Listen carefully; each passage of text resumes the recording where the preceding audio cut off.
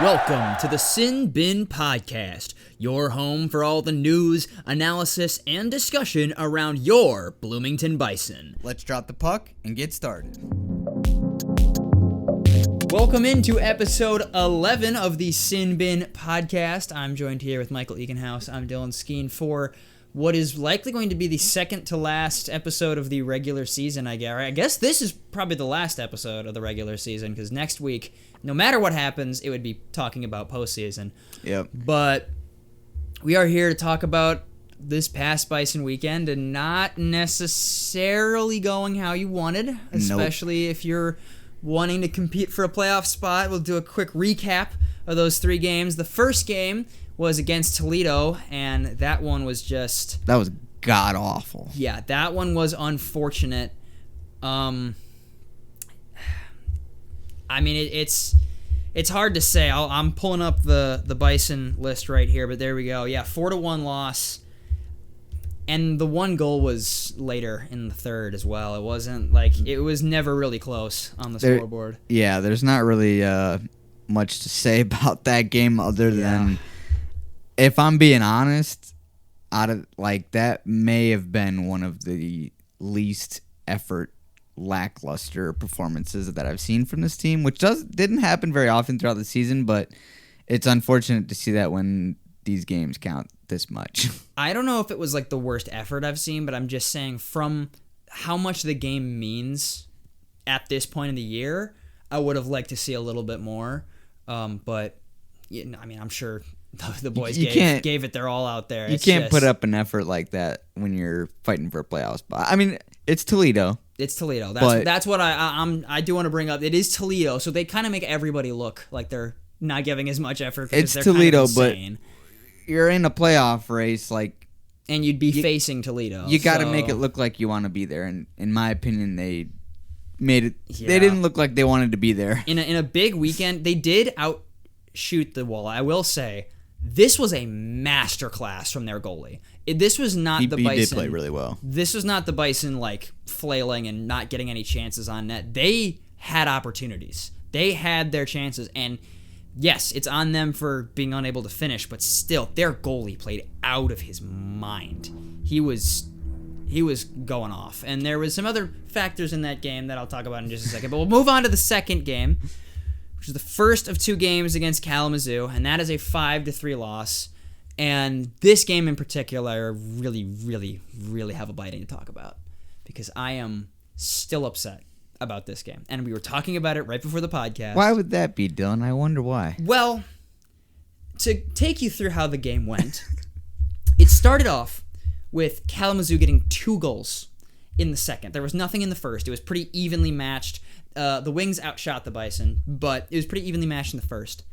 Then the second, they get 2 goals in the second, and it looks like they're down and out again. Just minutes after the second goal, a goal by who else but Seong-Min Lee. And then right before the end of the period, a goal by Bryce Montgomery. And suddenly this is feeling like a lot like another game that happened where we tied it up or got 2 important goals right before the end of the second. And I'm like, okay, this is looking good. Sure enough, just 4 minutes into the third period, Seong-Min Lee scores again to give the Bison the lead, and everything seemed great until one of the Kalamazoo players, I can't remember which one, but he enters the zone on the blue line. And I don't know if he toe picks, I don't know if he catches an edge, I don't know. But he just goes flying forward. Renat Dadajanov is going for a hit to, block him at the line, not let him into the offensive zone. As he should. As he should. And the player falls right into his knee. And that does not look very good to everybody else because it kind of looks like he just kneed him in the head, even though, what are you going to do when they fall onto you? He went for the hit. He wasn't trying for anything bad. He fell. But whatever. The hit looks pretty bad. And 2 Kalamazoo Wings players basically immediately start going after him. He sees people about to jump him from the Wings and throws his gloves down trying to protect himself and fight. The other 2 Kalamazoo players do not put their mitts down, even though they are roughing him up on the boards. Both of them combined. They're literally dragging him to the ice, but they're keeping their gloves on.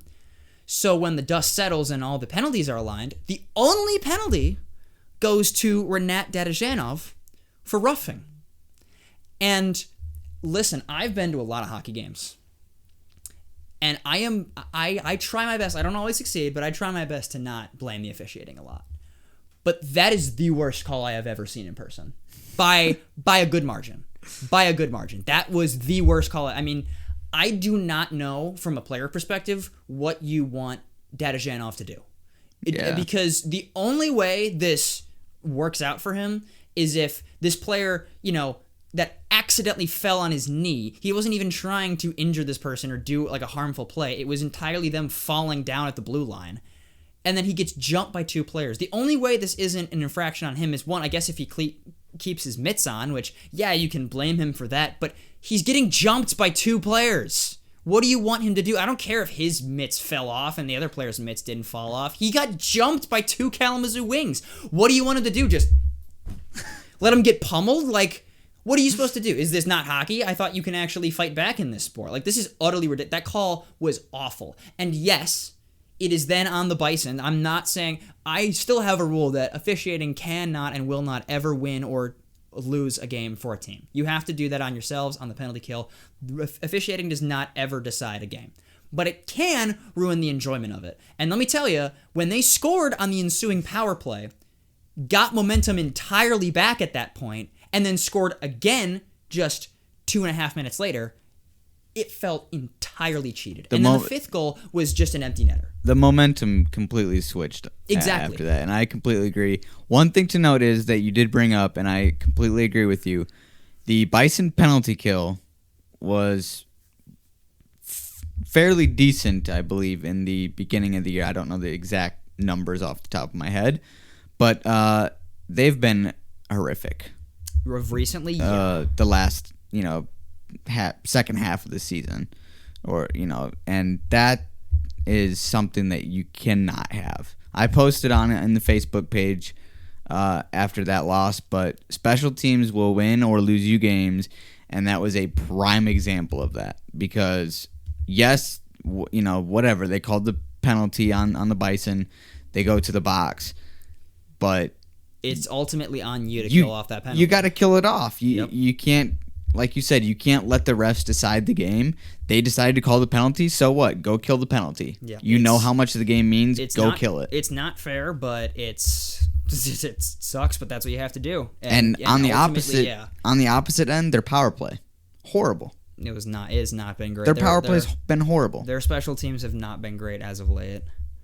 And I think that's going to be hopefully something that hopefully they fix in the next couple of games. I don't think it's something you can completely fix in the next couple of games before the season, but going into next season, I think that needs to be a big focus. And I also think that they need to find more scoring.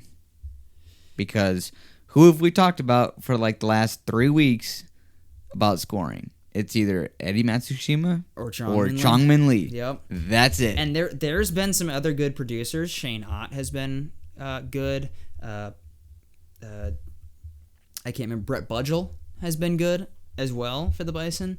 And even Lou Felix Denis has continued to produce as a young player, so that's really nice to see. But just like some scoring throughout the lineup, definitely, and maybe just some more like high offensive power on this team would really help. You can't rely on 2 guys. As great as Chongmin Lee and Eddie Matsushima are, you got to be a little bit deeper on that side. Because our defense has been getting shredded lately too. I don't know. We've had injuries, admittedly, on the back end recently as well with Stewart and Stoddicker, but true. But still, it's unfortunate to see. But for me, it's just, especially being there for that game, seeing that call in person. Like, again, you just said it. It is ultimately on the Bison to kill off that penalty, and no matter how nonsense it is on you to kill it off and then continue to win the game. So overall, it's still on the Bison to do that. However, it is just incredibly frustrating, especially as a fan of the sport, to see a game that looks like it's going to be another thriller, like it was in the. It was setting up to be one. It was setting up to be another great one, and to have them score the tying goal on at least if it was an obvious hook, I'd be like, okay, well, the Bison put themselves in that situation. This just feels like getting cheated out of a game. And I don't think the Bison did. Again, they're ultimately on the fork for winning the game. But still, as a fan of the sport, it feels cheated to have that be the way that they win their game. Like, really, in such an important playoff race for this matchup, it's going to be decided on a call that is I don't know. I also think you could bring up a good point though. Like when you watch the referees, like they're, in my opinion, probably more ticky tacky in the beginning of the year. Absolutely. To get their feet, wet and get into the rhythm. But at the end of the year, when it's playoff type games, they usually let a little bit more go. Yeah. With the scruffs and the battles and stuff. In that situation, there's so many. I don't, as a Bison fan, think we should have gotten a power play or anything out of that exchange. I don't think. Yeah, he was jumped by players, but it's hockey. They're fighting. Something happened to one of their teammates that whether it was an accident or not, they're gonna defend him. And at least offsetting though. This is just the culture of hockey. Just have people go off for fighting. I don't understand how that is specifically a penalty on Renat Dadajanov. And you can go, yeah, well, actually, he had his gloves off, and I don't care. Are you mocking me, Dylan? No, not you. But I swear, like it's, I don't know. I just think that was a dumb call, and for a dumb call to be the call that basically changes the outcome of your season is incredibly frustrating. I also think that you mentioned they scored the first 2 in that game, and I think I've said it. I said it a couple episodes ago, but that was something that scared me going into this playoff race. They got to start faster. Oh, absolutely. They got to start faster because look at their record when they score first. It's so much crazy better. So if they can just get in a good place early, if they can get their feet moving, there's so many of these games where they don't score in the first period. Like they're an amazing comeback team, but exactly, like why do we have to come back every time? You can make the comeback only so many times. Exactly. Right? Like we made the comeback against Kalamazoo, which was insane. Awesome. But after a while, you can only make a comeback so many times, and you're gonna just burn yourself out. Exactly. Those are great traits to have for a deep playoff team, but the problem is you're not going to get there if you don't have the games where you're dominant and have some, even if it's a high-flying game, have it be back and forth, not just one team going up on you early. It's hard to keep digging yourselves out of these holes, which is exactly what they did in the next game against Kalamazoo. They, sure enough, scored first, got onto it early, got it just 4.5 or just about 5 minutes in. Brett Budgel scores from Montgomery and Barbashev, and they looked like they got their feet moving. Sure enough, Kalamazoo scores about 9 minutes in, and then just about 4 minutes later than that, another goal by Denis. And this was that back and forth game we're talking about. Kalamazoo scores again in the first, and it's tied up. Then in the second, finally they start to pull away a little bit with new addition. Oh man, this is going to be really, really brutal. But Patrick's Marcinkevics? Oh yeah, yep. Marcinkevics? All right. I've heard it pronounced Marcinkevics and Marcinkevich, but gotcha. But goal by him, and then a goal by who else but Chongmin Lee, and they did let them back into it in the last 3 minutes a little bit. The Wings started to get it. They got a goal, and they were one crossbar away from tying the game up late. That crossbar, I don't know, people listening and watching, if you have the Flow Hockey, because I think you can record and go back and watch it. Go back and watch that slow-mo of that shot at the last second, because I thought it went in, and I was like, oh my god. Well, that's what they thought initially too. That's why they had to stop play. I looked at the slow-mo replay of it, and it hits the crossbar and comes straight down is what I saw. Oof. And I was like, holy cow, like that was way too close for comfort there. Well, there's also the fact that, again, like, I talk about nonsense penalties, and again, I will say, even in this game, that's part of the reason why I have so many gripes about that call in the last game, just because all weekend there's been a lot of questionable stuff, and it wasn't the best weekend for officiating. I don't want to blame officiating for games, but it's just been because I know refs are trying out there. It's hard, it's hard to follow play at that, especially at that level. It's just this weekend in particular, it's been brutal this weekend. I was not particularly impressed. Yeah. But you got to take with what you got to. Deal with the cards you're dealt. If you're looking for a positive out of this, I know I'm a positive guy. Okay, I'm always going to try and look for the positives. But if you're looking for a positive, though, I think it really showed the Bison what they already knew. But it even showed them more that their special teams need a lot of work. Yes. Their special teams, with the man up and the man down, both of them need a lot. Honestly, like if I'm Coach Barsky, I'm only running PK and penalty and power play drills. Like they have looked great in a lot of other areas. If you can get your special teams up, you're looking good going into the playoffs. You need to work out like maybe like offensive formations and maybe shooting the puck at the net. Maybe just shooting drills. Because no, you can't you can't score if you don't shoot. Yeah, but I don't know. I think mainly just power play and penalty kill because that's been the biggest thing. It's honestly awful. Been the biggest thing. It's been brutal as of late, and if we can get better on the penalty kill and power play, we're looking a lot better going into the playoffs. You'll win some games, and that's exactly what we need to do. But yeah, we're gonna talk about that next because it's getting real interesting. We'll get into that. So we'll go to the standings, and even with this weekend, we said if we wanted to make the playoffs, this weekend was a must-win, and that was true.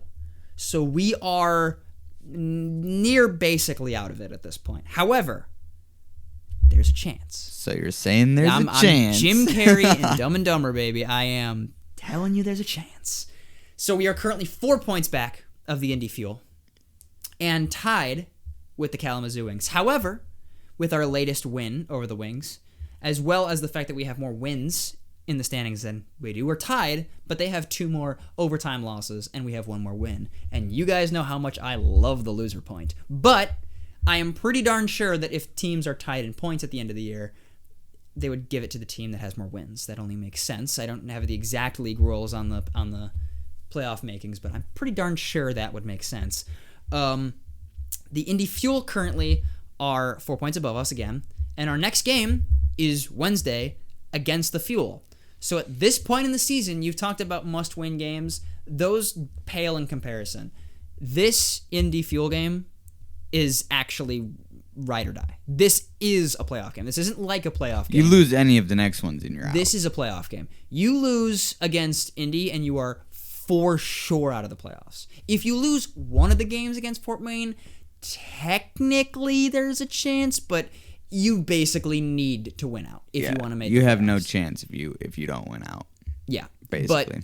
But most importantly is that Fuel game for sure. But you will have to win at least one of the Fort Wayne games. And if you want a good chance of making the playoffs, you have to win out. The only ways we don't is, well, Indy does have a hard schedule remaining. Admittedly, they have the Walleye at their home barn. They have us, again, at Indy's barn. So that'll be a little bit easier for Indy. But if we can win, again, huge if. But big if you can win that game, then you go up, you're only 2 points behind them. They have 2 games against the Wings. Now remember, they're tied with us in the standings. So, if they win out, you have to win out. Or you're not in the playoffs. If Kalamazoo wins out, again, this is what I'm saying, you basically have to win out.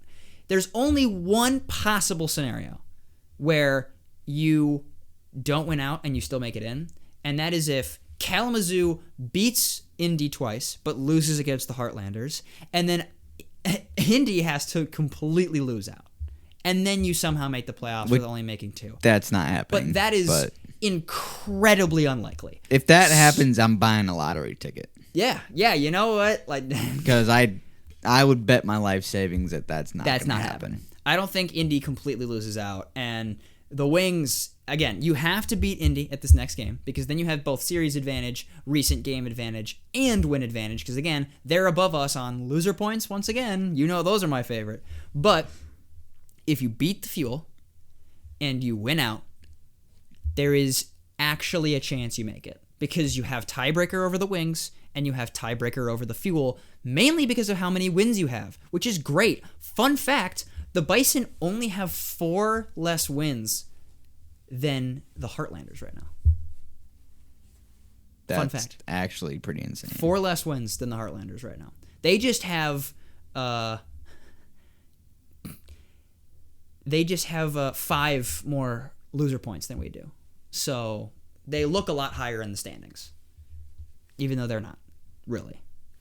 They're also 3-5-2 in their last 10. So that kind of worries me for the Kalamazoo game against the Heartlanders, because if they're going to be hungry for a playoff spot and the Heartlanders are coasting right now, they remind me of, funnily enough, their NHL affiliate in the Minnesota Wild, who are also coasting to the playoffs right now and might get their spot taken.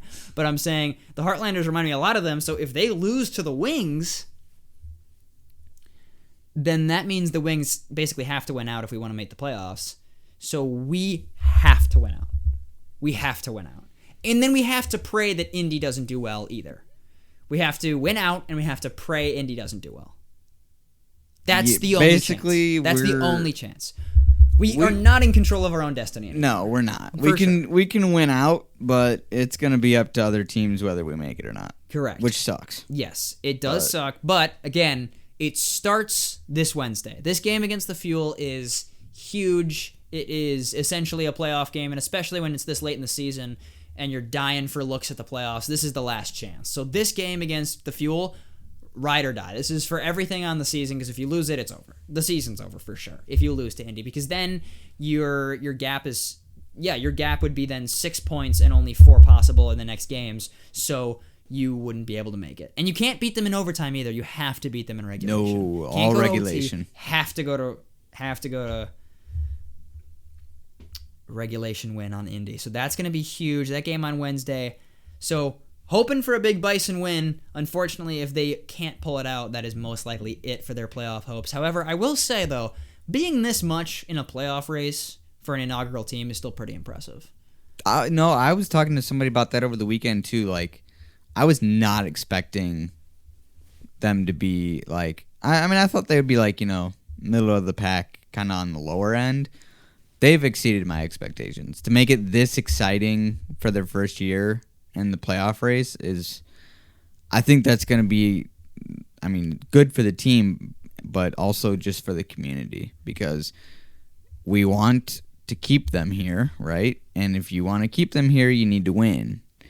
And they're going to try to create that winning culture, and I think they're off to already a great start. I think they're off to a great start so far, especially, again, in their inaugural season, to be doing this well down the stretch and to really be fighting for a playoff spot and just have, like, the personalities that they have. I went to the Sunday game, and I stayed around a little bit for the meet and greet.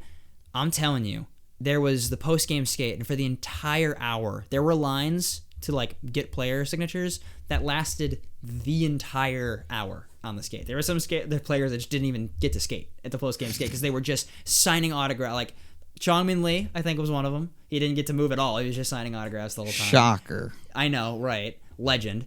Eddie, I think, was another one that was right to the buzzer there, and I think Abe was the last one. I think there was a couple other players. We love Abe. Abe's awesome. Go a little... And the bobble. I forgot about the bobbleheads. I forgot he was right there. Oh, yeah, he's right there. We got him right there. Little Abe. We love We little got Abe. new set dressing. There we go for the podcast. But yeah, no, this is it. We talked about how important this last weekend was, and it was because now you're not in control of your own destiny. You can't just win out and make the playoffs. You have to win out and hope that Indy also doesn't do well, which they've been hot. They're on a 3-game winning streak, so they picked a fantastic time to get hot.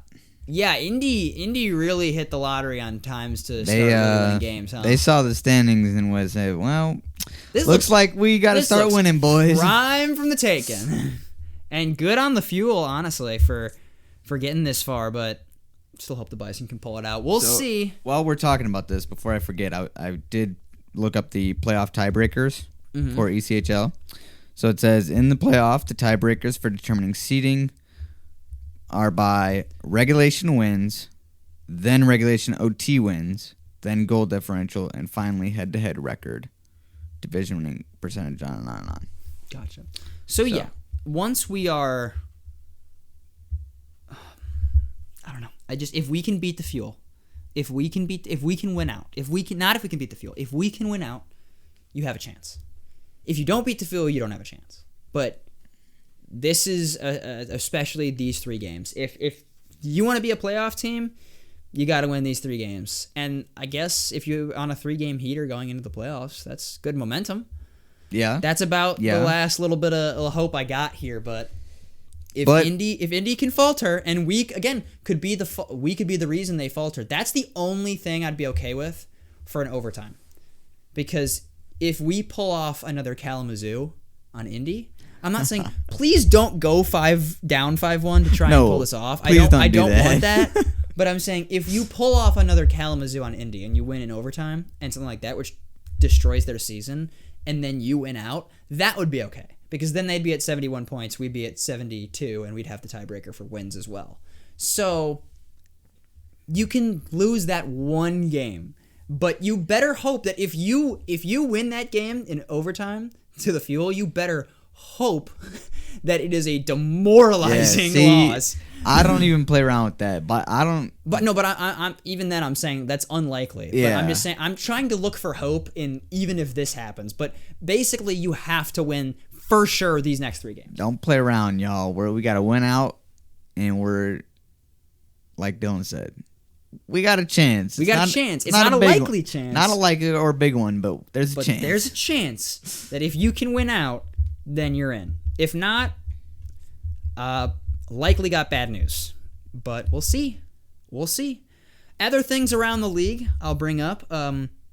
Iowa, they seemed like so out of reach. We were talking about how they were kind of close and then they went on a big heater and they were out of reach again. Yeah. They're 3-5-2 in their last games, and I just realized they only have 4 more wins than the Bison.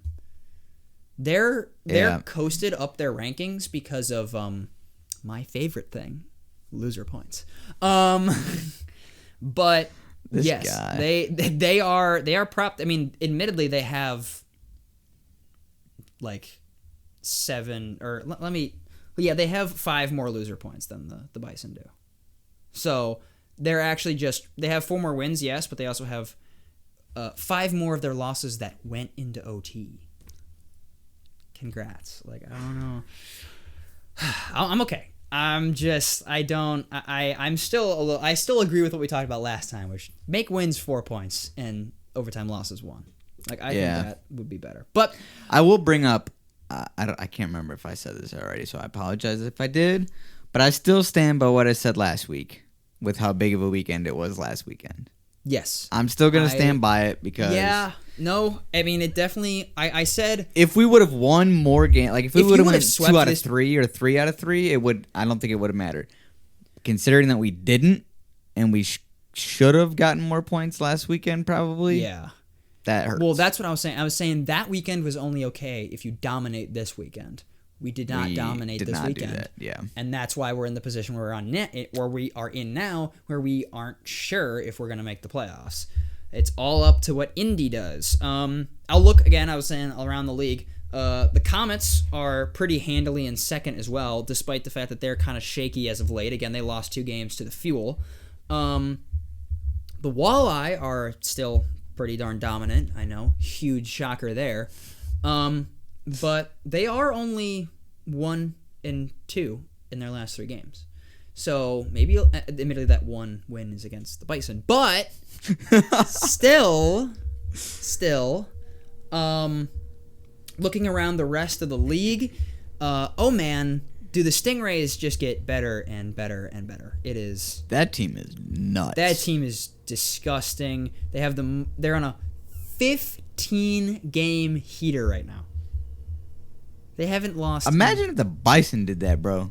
If they won 15 in a row, we'd be in the playoffs. And remember, they're in the same division, so they're gonna that division final might be better than the Kelly Cup final. Unironically, like I don't want to say that, but the Florida Everblades, the team who have won the past 3 Kelly Cups in a row, so the Dynasty Everblades, which are second in the entire league right now, are in the same division as the South Carolina Stingrays, the team they're on a 15-game heater. So when they meet in the division finals, that's probably going to be a amazing series. I mean, I guess I shouldn't count out anything yet. They could play the upset on one of their other teams in their division, because their division has some other good teams with what is it? Jacksonville Icemen, and the Orlando Solar Bears, who are all very good teams, 35-plus win teams. If you want to know what this is a good time to shout this out. If you want to see what the Bison are probably striving to become, just because if we don't make the playoffs just because our season's over, watch the playoffs and watch those teams if I could talk specifically, because those teams are insanely good. Oh yeah. So if you're wanting to see what the level of playoff hockey is in the ECHL, that's it. Go watch those games once the regular season wraps up, because that's going to be some really, really good hockey. Oh, absolutely. I mean, again, 15-game heater is crazy. And the Florida Everblades are 7-3 in their past 10 too. These are some crazy good teams. And have won 3 cups in a row, but no biggie deal, no, right? They just won 3 Kelly Cups in a row. I mean, it's not that big a deal, right? They're just on a 3. Yeah, they might be on a 15-game heater, but the Everblades are on a 3-cup heater. 3, right yeah, now. 3. All right, so 3 Peter. 4 Pete? 4 Pete? I don't know. All right, chill out, Dylan. Chill out, bro. Not that I want that. They got to let somebody else win it. I do want to bring up one question that I want to get your thoughts on. All right, because I was thinking about this on the way over here. If you're head coach and GM Philip Barsky and you're looking at the roster, this is getting a little ahead, and we'll talk about this more in the offseason, but just to kind of plant the seed, where are you going in the offseason? When we talked a little bit about it earlier with the scoring, but from your kind of perspective, what does this team need to do roster-wise to elevate themselves? Well, one, I mean, again, being in a more established franchise, I hope you're going to be have an easier time bringing in those bigger time talent. One thing that I would really love to happen that I highly doubt's going to happen, but something I'd actually like is for the Rangers to start sending their players down more, because that's just been a problem the Rangers have had for a while. This is more of an NHL thing, but they're known for not letting their players develop in the lower leagues.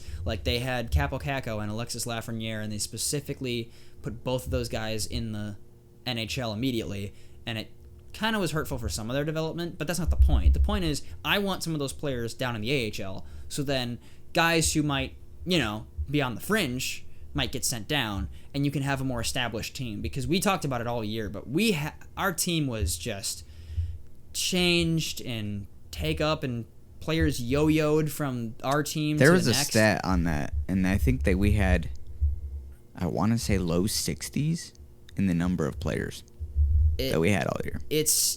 There was so much roster turnover. And yes, this is the league. This is the coast. It happens more than it's going to happen in other leagues. But this year, I just remember looking at just the ECHL entirety of the league one. And I thought it was just the Bison for a minute, because it was just 8 straight Bison transactions. And then I scrolled down. I'm like, oh no, this is just the entire league.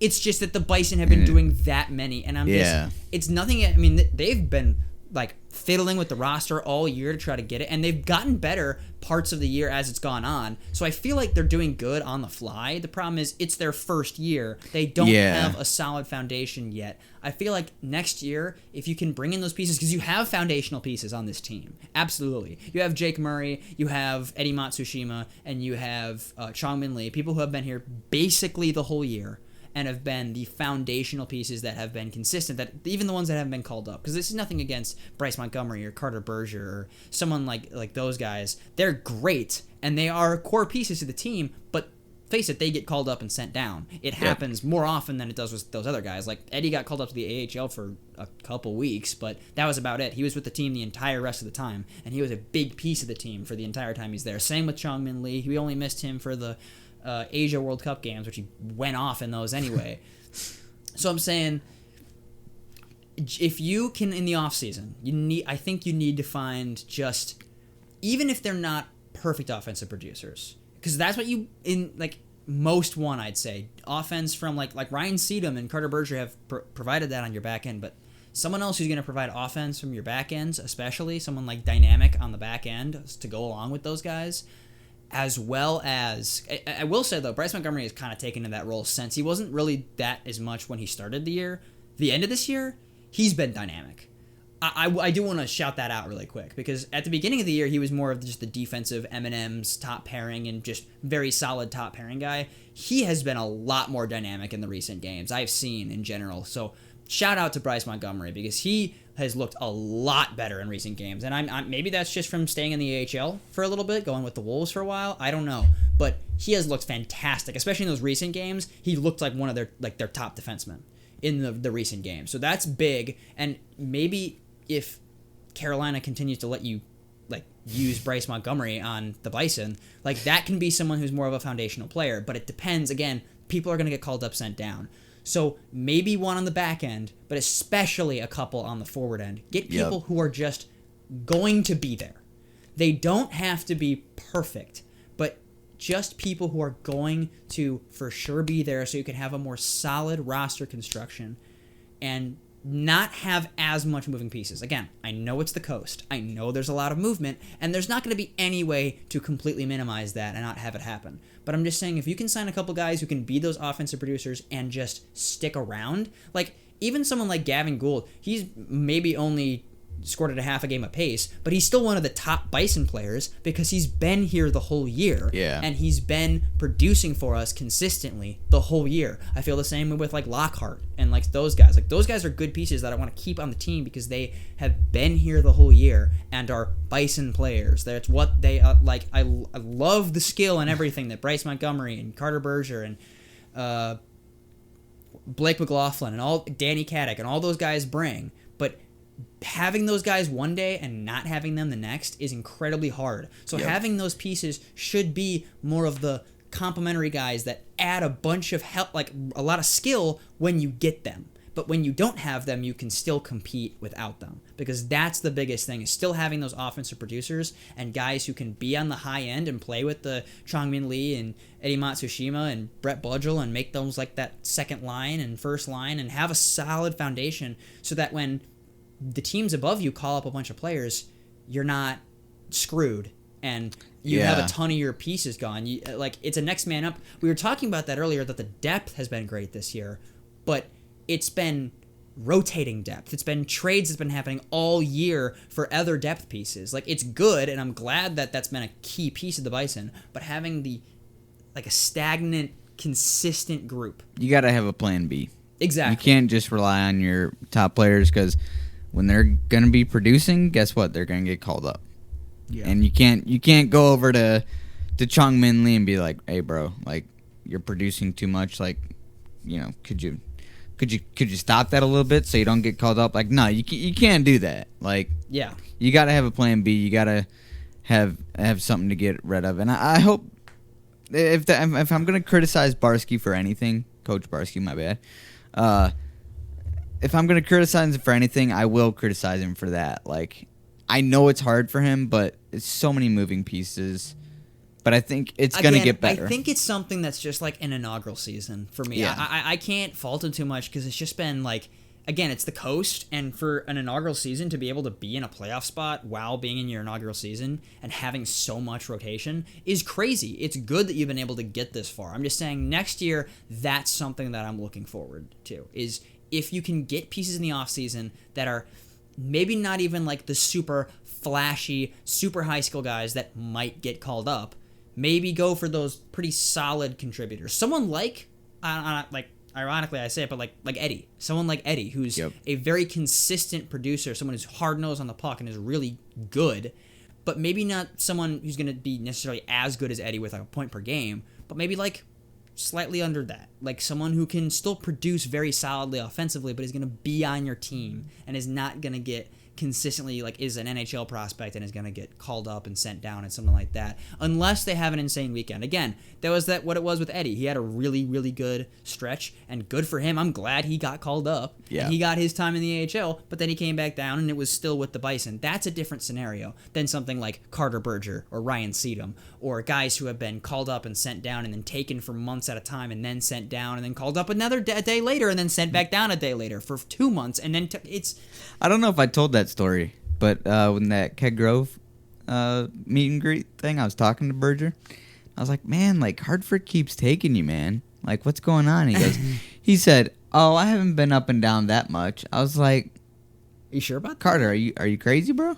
Like, Well, maybe I think that maybe he was just in Hartford and just didn't even see that he got like recalled to the Bison or something like that, because it was so fast that he got recalled and then sent down. I wouldn't even be surprised if he just like missed a phone call and then didn't even know what happened, because that's how many times he was yo-yoed in like a 2-day stretch between the Bison and it was ridiculous. He was sent down and sent up like 3 times within a day period. It was ridiculous. it was pretty funny, but hopefully we'll find some stabilization for next year. That's what I'm saying. We're still not giving up hope, though. If we can make the playoffs, guys. There is still. We'll cling on to the hope. We'll cling on to the hope. I'm definitely crossing my fingers, but it's unlikely. But we will see. We'll root for the Bison to get their first possible one. We do have, before we go, though, we got to get our question of the day. I was going to say, I can't forget it this week. I can't forget it this week. We forgot it last week, so sorry about that. But, Mike, what is your question of the day? I think our question of the day / week is going to be, what do you want to see? We'll go with what we talked about, and we'll get your perspective. What do you want to see the Bison improve on most, roster-wise and team-wise, heading into year 2, other than if we don't make the playoffs, or if we do make the playoffs? Either way, I'm just saying. Answer. What do you think we're going to do? What changes do you want to see next year? How about Yes. that? Like what's a change you would want to see next year? Let us know in the comments. You guys are always awesome. We appreciate the support. Subscribe, listen to Spotify, share with your friends. Oh, I haven't checked out. What are we? I wonder what we're at now. Let me check the dashboard here. We are at YouTube, 65. 65, yes. 65. You guys are amazing. That's It's awesome, been a lot of fun. I sent out a little Facebook. I don't think you have Facebook, but I sent out a little Facebook thing in the Bison fan page as a little thank you to you guys. It's been a lot of fun. It's not over yet. We got off-season content. We're on the grind. It'll definitely be a little less infrequent once the offseason happens. No. If we make the playoffs, we'll continue to go at the regular pace. If they do not, it'll probably go to something like monthly, because we'll have like once a month on the couple months in the offseason, recap signings and stuff like that. And then once the season's back underway in October, we'll be back with our weekly content. So don't underestimate the offseason, though. They got some big contract decisions to make. So we'll make sure to bring you all that over the offseason. Absolutely. We'll bring that all for you in the offseason. But for now, stay tuned for next week's episode for what might be the finale of this season of the Sin Bin podcast. I hope not. But we will see you on the next episode.